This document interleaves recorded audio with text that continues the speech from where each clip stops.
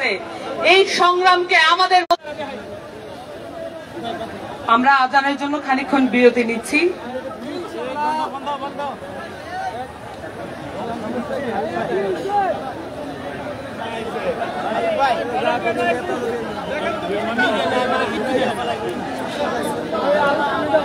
আমি কইছি তো ভালো কথা হইছে না আমার সামনে দা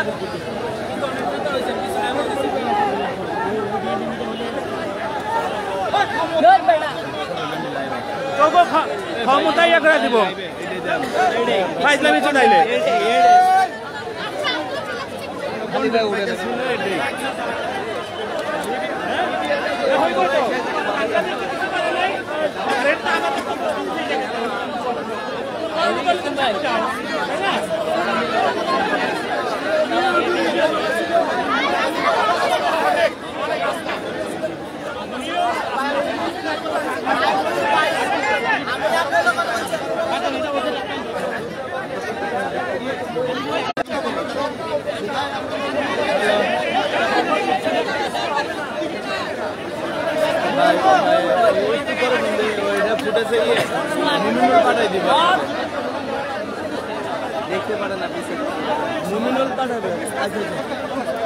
সুপ্রিয় দেশবাসী, আমাদের এই নতুন রাজনৈতিক দলের যে আকাঙ্ক্ষা দেশব্যাপী আমরা দেখেছি, যেখানে মাঠে ময়দানে আমরা গিয়েছি, সে ছাত্র আন্দোলন প্রত্যেকটি থানায় থানায় ওয়ার্ডে ওয়ার্ডে ছড়িয়ে গিয়েছেন।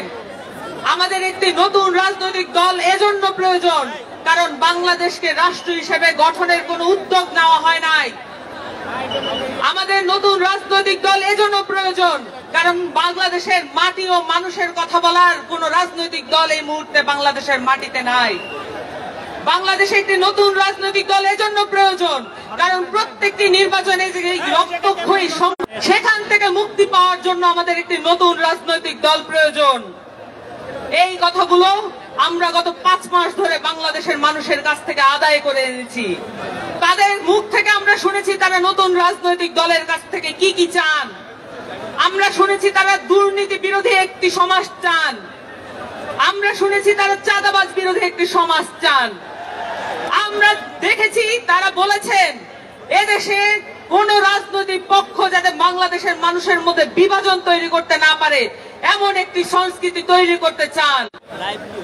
আপনাদেরকে সকলকে সাথে নিয়ে এখানে যত রাজনৈতিক মতবিরোধ যাদের মধ্যে আছে বা নেই, যাদের মধ্যে যে রাজনৈতিক নীতিবিরোধ আছে, যত মত পার্থক্য আছে এবং যত রকমের রাজনৈতিক পক্ষ আছে, সকলকে সাথে নিয়ে আমরা একটি নতুন রাজনৈতিক দল ঘোষণা করব আজকে।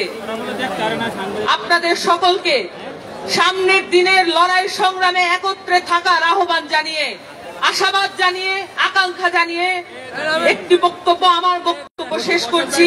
ইনকিলাব জিন্দাবাদ। এ পর্যায়ে বক্তব্য রাখবেন জাতীয় নাগরিক। আজকে আমরা শুধু একটা নতুন রাজনৈতিক দল ঘোষণা করছি না, একটা নতুন রাজনৈতিক পথ চলা শুরু করছি। আমরা নতুন ধরনের রাজনীতি করতে এসেছি।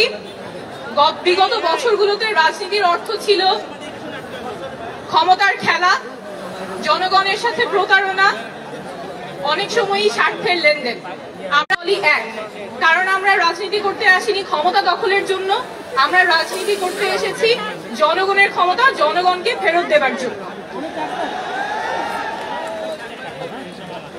আমরা এমন বাংলাদেশ চাই যেখানে যে কেউ তার যোগ্যতা, সততা এবং জনগণের সমর্থন নিয়ে মানুষের নেতৃত্ব দিতে পারবে, নেতা হয়ে উঠতে পারবে, তার ব্যক্তিকার নাগরিক অধিকার সবার সমান থাকবে। বাংলাদেশ বদলাবেই, শীঘ্রই বদলাবে, এবার অবশ্যই বদলাবে, আপনাদের হাত ধরেই বদলাবে। ধন্যবাদ।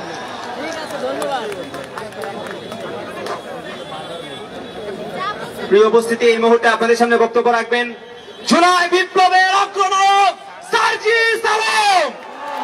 বক্তব্য রাখছেন সার্জিস আলম। আমরা এখানে 24-এর অভ্যুত্থানে ফ্যাসিস্ট বিরোধী যে লড়াই করেছি, খুনি হাসিনার বিরুদ্ধে আমরা যারা ঐক্যবদ্ধভাবে লড়াই করেছি, বাংলাদেশের ফ্যাসিস্ট বিরোধী সকল রাজনৈতিক দলের মতের, ধর্মের, বর্ণের, বয়সের যে মানুষ আমরা আজকে এখানে ঐক্যবদ্ধ হয়েছি, আমরা প্রথমেই কৃতজ্ঞতা জানাতে চাই বাংলাদেশের ফ্যাসিস্ট বিরোধী লড়াইয়ের যত রাজনৈতিক দল ছিল যারা আজকে এখানে উপস্থিত হয়েছেন, আপনাদের প্রতি আমাদের অন্তরের অন্তঃস্থল থেকে কৃতজ্ঞতা। আমরা শুধু আপনাদের কোনো একটি বিষয়ের পক্ষে বিপক্ষে কথা থাকবে, যুক্তি তর্ক থাকবে, কিন্তু দিন শেষে যেটা দেশের জন্য, দেশের মানুষের জন্য মঙ্গলকর, আমরা সবাই যেন সেটাতে ঐক্যবদ্ধ হতে পারি। আমরা বিশ্বাস করি আমাদের এই রাজনৈতিক দলগুলোর মধ্যে যদি এই মিউচুয়াল রেসপেক্টটা থাকে, আগামীর বাংলাদেশ হবে অপ্রতিরোধ্য বাংলাদেশ। আমরা আপনাদেরকে অনুরোধ করি, বাংলাদেশের সরকারি যত কর্মকর্তা কর্মচারী আছে তারা, আমরা আপনাদেরকে অনুরোধ করি সরকারি সকল অফিস আদালত যত কিছু রয়েছে, সে পুলিশ হোক, বিচারক হোক, আমলা হোক, দয়া করে জনগণ থেকে হাত পেতে ওই ঘুষের টাকা নিবেন না।